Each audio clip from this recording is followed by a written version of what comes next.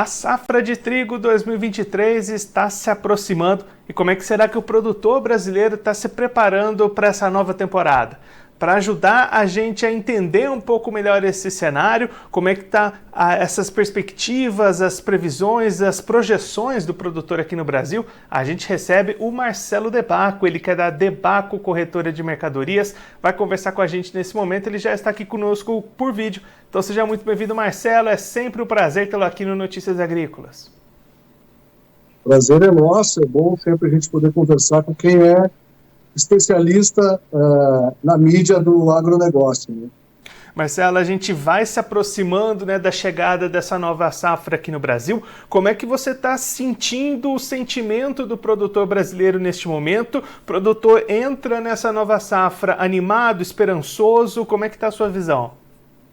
Olha, nós tivemos aí, o produtor, pelo que eu entendo, sempre faz uma leitura, ele olha para o retrovisor quando ele vai fazer a safra nova.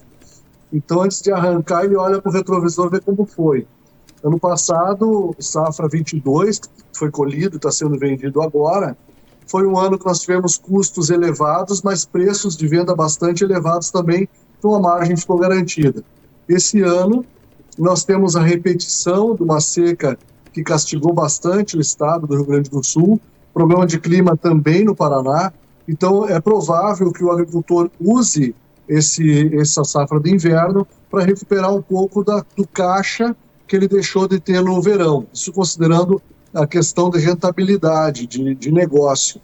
Olhando a parte agronômica, não tem dúvida que o trigo é a melhor, as culturas de inverno, né, especialmente o trigo, trazem um aprofundamento de raízes, com isso, oxigenação do solo, transloca melhor os químicos dentro do solo, então é importante que a gente também olhe para o lado agronômico, não só custo, mas o custo hoje caiu e é importante ficar atentos a isso, porque o mercado vai ter liquidez para exportação, o mercado interno, daqui a pouco tem etanol, o pessoal de ração bastante preocupado também, eu acho que tem mercado.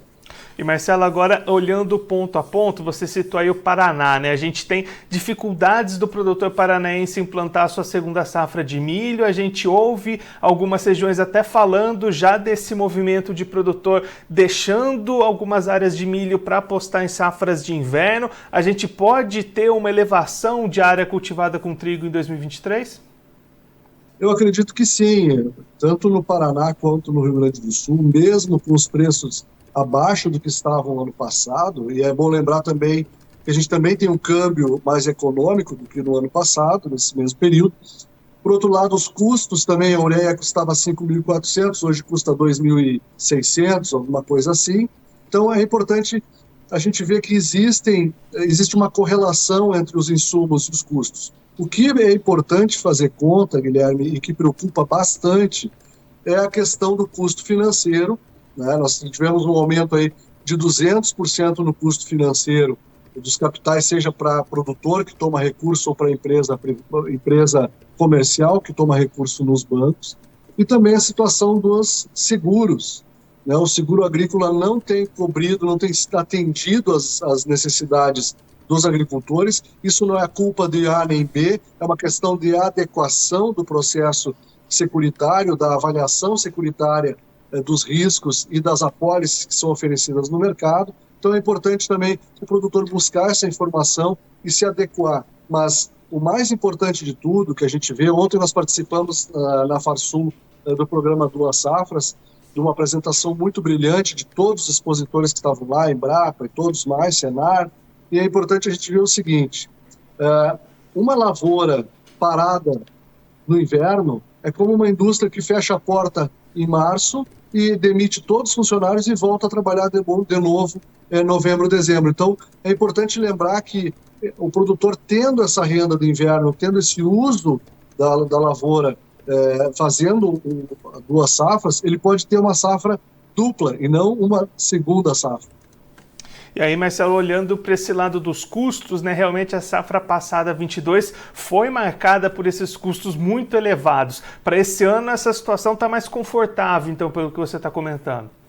A relação é bem mais palatável, muito mais fácil de entender a relação insumo-grão.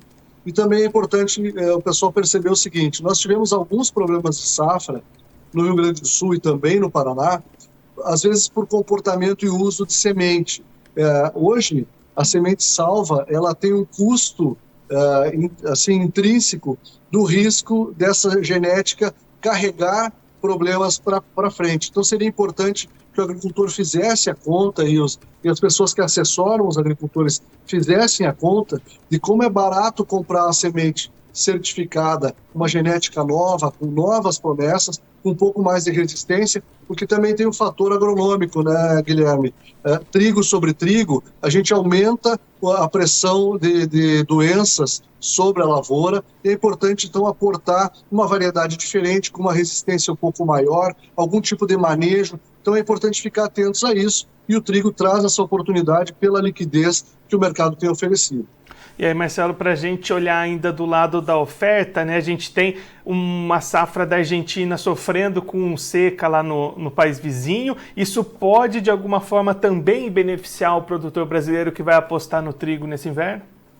Eu acredito que sim. A Argentina só colhe de novo a partir de dezembro, colheita robusta a partir de dezembro desse ano.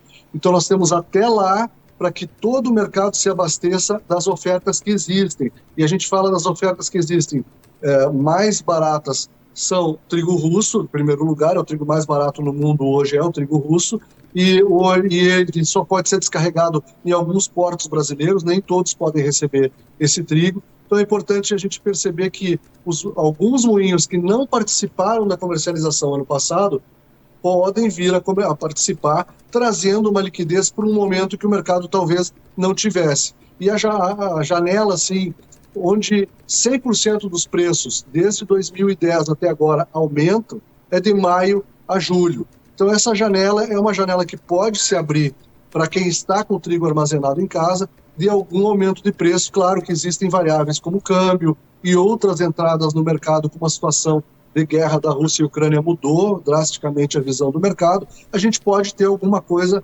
fora da visão, fora do panorama de hoje. Mas a gente percebe que essa situação da Argentina é uma situação também que não se tinha como avaliar uma quebra tão monstruosa de produção, dá até pena do agricultor argentino, e a gente então sabe que só vai ter trigo disponível na Argentina para embarcar dezembro 2022 para a chegada janeiro 23. Então nós temos uma janela que se abre um pouco mais para esses destinos, mesmo aqui na cabotagem. E aí, Marcelo, agora olhando para o lado dos preços, né, você comentou aí essa questão da guerra, tem influenciado bastante o mercado no último ano, e agora a gente tem novos capítulos, né? A gente tem a Rússia propondo expandir o acordo lá de embarques no Mar Negro por mais 60 dias, a Ucrânia pede mais 120, o Egito saindo desse acordo também. Como é que todo esse imbróglio pode impactar nos preços do trigo daqui para frente? A gente sabe que a assinatura do acordo inicial de Istambul foram 120 dias automáticos, ou seja, chegar até sábado, eles não tiverem apertado as mãos do novo, uma novidade.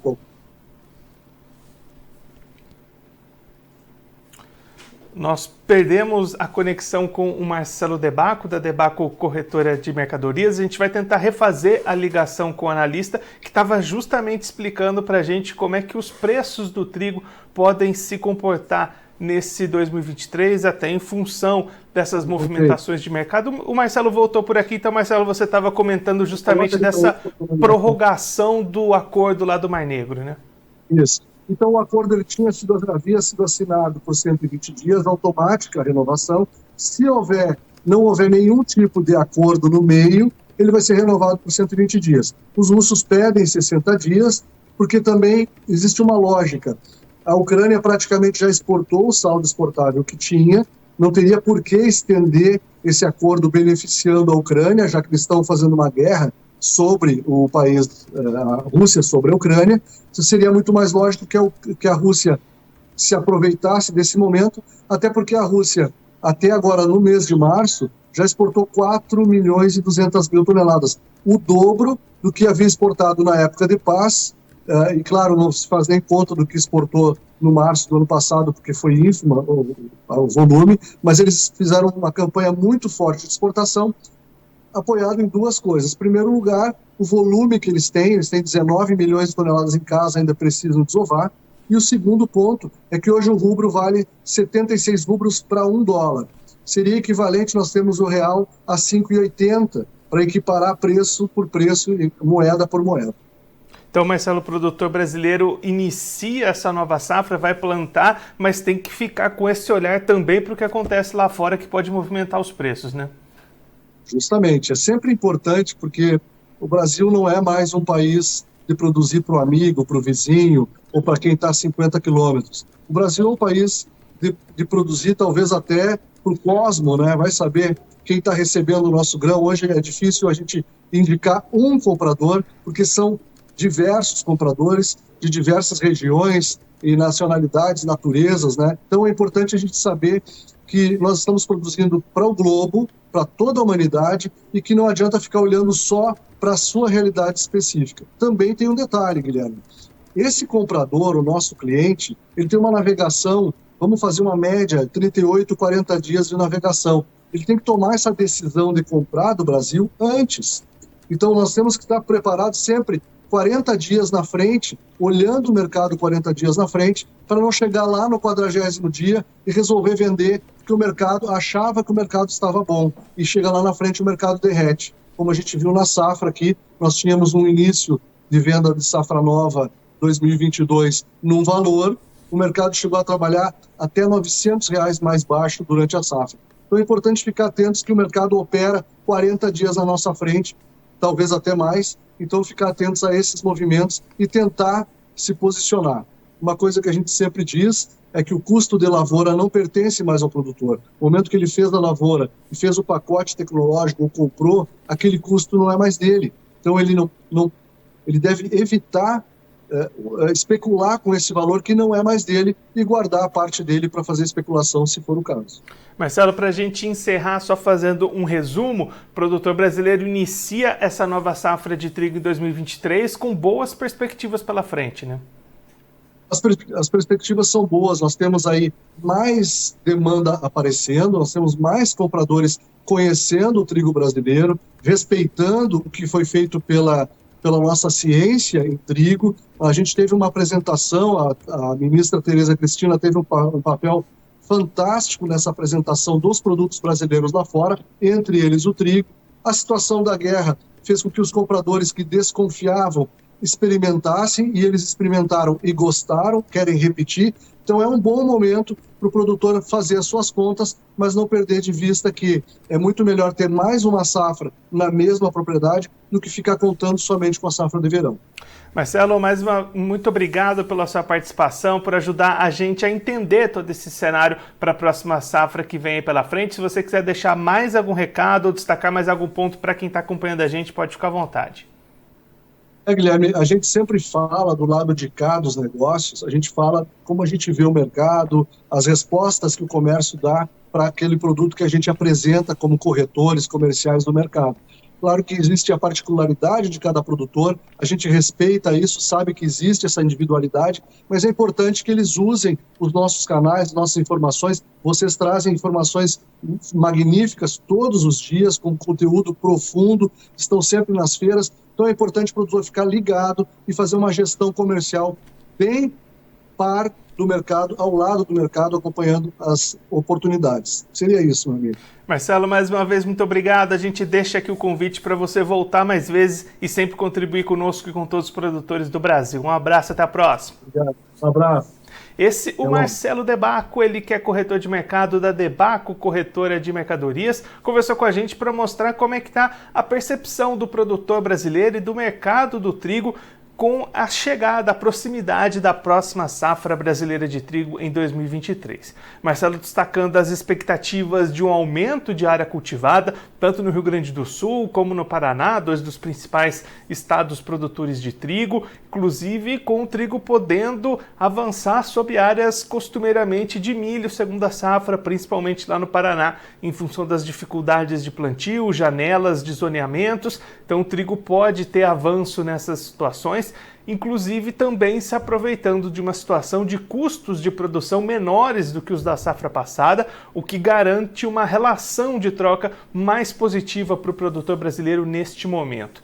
Inclusive, olhando as perspectivas de mercado, esse sentimento positivo também permanece. O Marcelo destacando um sentimento de que a demanda pelo trigo brasileiro pode ser maior nesse ano, mantendo liquidez no mercado, aproveitando espaços deixados pela Argentina, deixados ainda pela guerra entre Ucrânia e Rússia lá no leste europeu. Tudo isso compõe um cenário de pré-safra positivo para o produtor de trigo brasileiro. Claro que ainda tem muita coisa para acontecer, muitos fatores podem influenciar tanto do lado da produção como do lado do mercado, mas pelo menos neste momento inicial, um bom sentimento, um bom cenário para o produtor brasileiro que vai investir no trigo nessa próxima safra de inverno de 2023.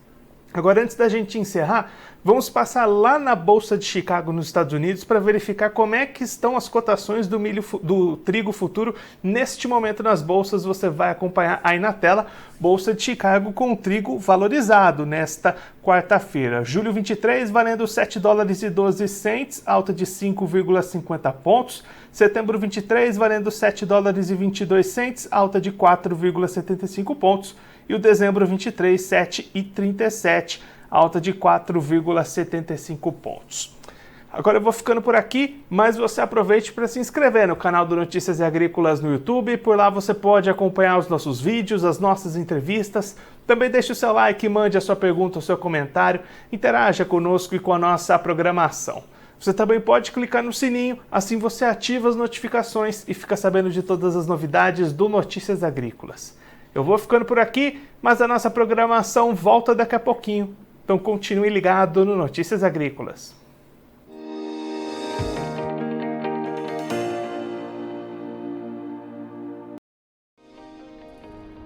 Se inscreva em nossas mídias sociais no Facebook Notícias Agrícolas, no Instagram @Notícias Agrícolas e no nosso Twitter @Notiagre. E para não perder nenhum vídeo, não se esqueça de nos acompanhar no YouTube e na Twitch, Notícias Agrícolas Oficial.